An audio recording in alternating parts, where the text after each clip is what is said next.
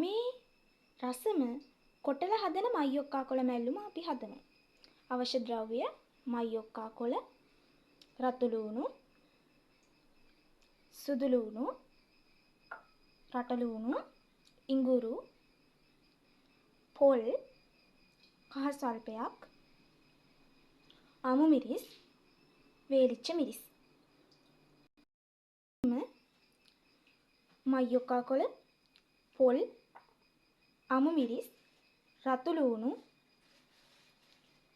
සුදු ලූණු වංගිරියට දාලා කොටලා ගන්න ඕන. අපි ඒක කරන් හම්බ වෙමු.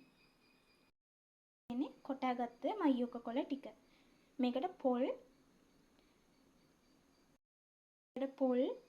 රතු ලූණු, කුරුඳු, අමු මිරිස් මේ සියල්ලම දාලා තමයි කොටා ගන්න ඕන. අපි තාච්චියක් ලිපේ තියලා දැන් හට්ටියක් ලිපේ තියලා ඒකට රතු ලූණු, කරපිංචා,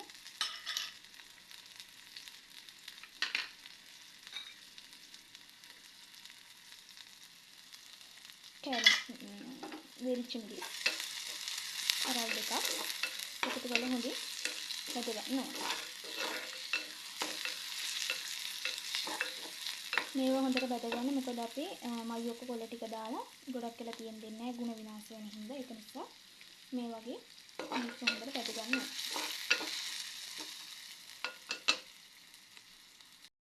එකට අපි සාදාගත් මයියොක්කා කොළ ටික දාමු.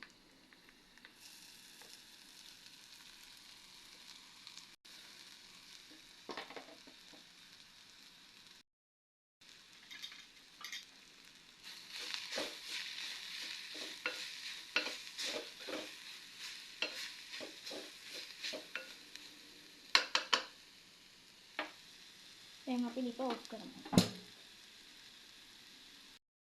අපිට මේකට අවශ්‍ය ප්‍රමාණයට ලුණු දාගන්න පුළුවන්.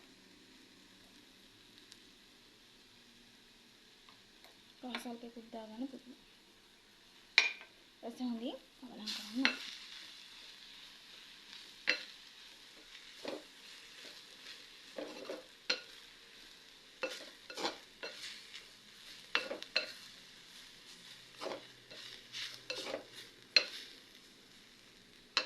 දැන් අපේ මයියොක්කා කොළ මැල්ලුම හදලා ඉවරයි.